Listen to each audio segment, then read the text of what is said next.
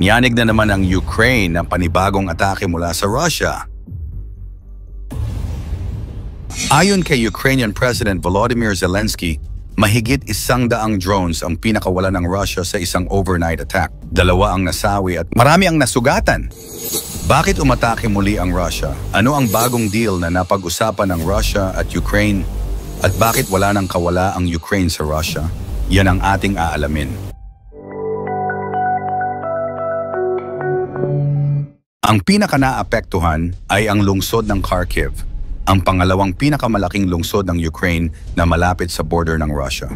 Isang dashcam video ang kumalat kung saan makikitang sumabog ang isang drone sa mismong harapan ng isang sasakyan, dahilan para agad itong umatras at mag-U-turn palayo sa lugar ng ipagsabog. Sa lakas ng atake, mga high-rise apartments, pribadong bahay, isang medical facility, at iba pang sibilyang estruktura ang tinamaan. Parang wala nang pinipili ang mga target basta may buhay, pwedeng tamaan. Ito ay naganap kahit may isinusulong na raw na 3-day na ceasefire si Vladimir Putin na nakatakdang simulan sa susunod na linggo. Bakit ganito ang ginagawa ng Russia kung may ceasefire naman? Ito ngayon ang malaking tanong ng marami. Kung may plano palang ceasefire, bakit todo bomba pa rin si Putin? Ayon kay Zelensky, ang ganitong mga galaw ay patunay na hindi pwedeng basta-basta pagkatiwalaan ng Russia. Para sa kanya, kailangan ng tuloy-tuloy na pressure sa Moscow at hindi sapat ang mga salita lang. Lalo na ngayong nagkaroon ng pagbabago sa liderato ng Amerika. Maraming Ukrainians ang nagtatanong, sa pagbalik ni Donald Trump, mas kakampihan pa kaya sila o iiwan na lang basta? Sa kasagsagan ng drone attacks, naglabas si Trump ng matapang na post sa Truth Social, ang sarili niyang social media platform. Sa kanyang post, direkta niyang hinikayat si Vladimir Putin na itigil na ang giyera.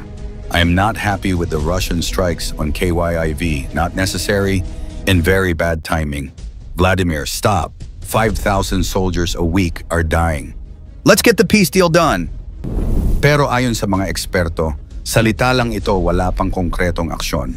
Ang tanong ngayon, papaboran ba ni Trump ang diplomatikong paraan o magpapakita rin ba siya ng lakas tulad ng ginawa ng mga naunang administrasyon? Ceasefire, natural resources deal ang kapalit. Habang pinaluluhod ang Ukraine sa mga sunod-sunod na drone strikes, tahimik namang gumugulong ang isang malaking deal sa pagitan ng Ukraine at US.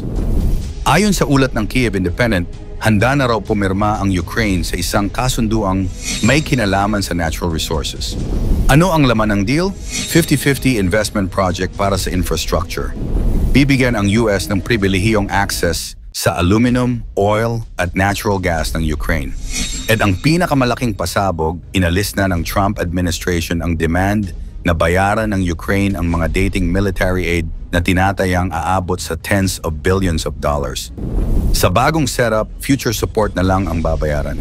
Maraming nagsasabi, ito ba ang tunay na rason kung bakit gusto ng US na manatiling buhay ang Ukraine hindi lang dahil sa prinsipyo kundi dahil sa likas yaman? Ang tanong, ceasefire nga ba o strategic distractions? Kung tutuusin, ang panukalang 3-day na ceasefire ni Putin ay maaaring taktika lang para makapag-reload ng armas o maglipat ng tropa. Hindi ito bago sa kasaysayan ng digmaan. Sa tuwing pinapahinto ang putukan, may malalalim na plano sa likod niyan.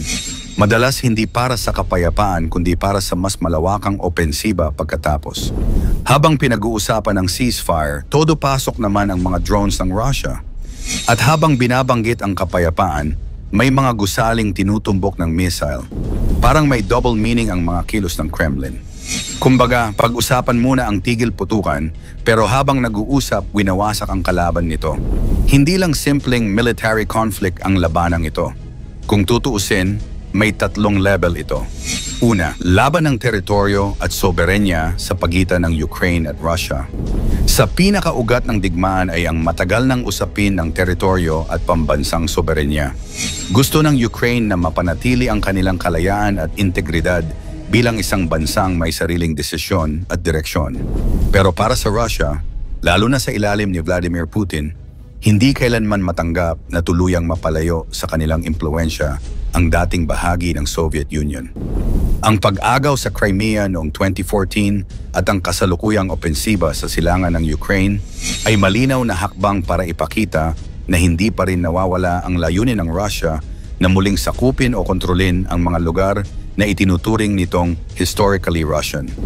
Ito ang dahilan kung bakit hindi basta-basta natatapos ang gulo dahil para sa magkabilang panig, usaping pagkakakilanlan at karapatan ang nakataya. Pangalawa, proxy war sa pagitan ng West at Russia. Habang Ukraine at Russia ang nasa sentro ng putukan, hindi maitatangging may mas malaking puwersa sa likod ng bawat panig. Para sa Russia, ang laban ay hindi lang laban kontra Ukraine, kundi laban sa buong Western Bloc, lalo na ang NATO at Estados Unidos.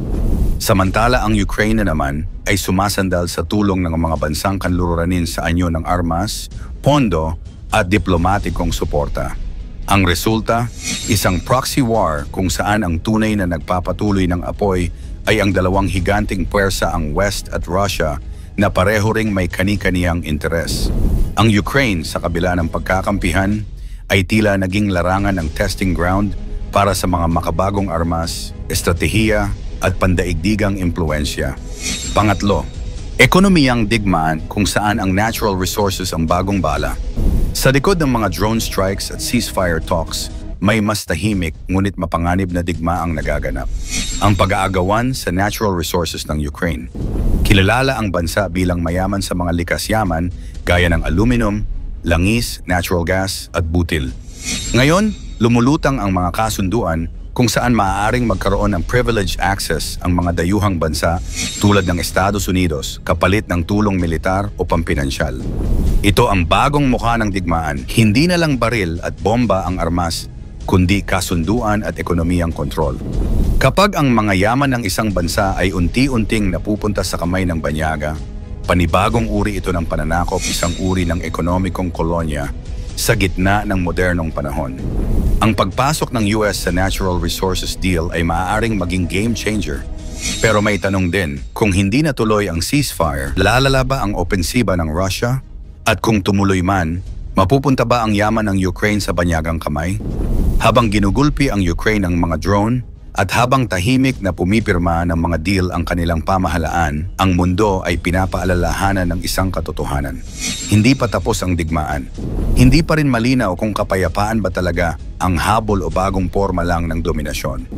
Sa ganitong sitwasyon, kailangang bantayan ng buong mundo ang tunay na layunin ng bawat kilos, lalo na kung may mga kasunduan sa likod ng kamera. Sa bandang huli, hindi lang ito laban ng baril at bomba, laban ito ng diskarte at impluensya. Sa bawat drone na bumabagsak, may kapalit na politikang kasunduan. Sa bawat ceasefire na binabanggit, may nakatagong kondisyon. At sa bawat natural resources deal na pinipirmahan, may bagong pag-aari at posibleng pang-aabuso. Ang tanong, sa gulo ng lahat ng ito, sino talaga ang panalo? Makakabawi pa kaya ang Ukraine sa labang ito? I-komento mo naman ito sa ibaba. Huwag kalimutang i-like at i-share. Maraming salamat at God bless.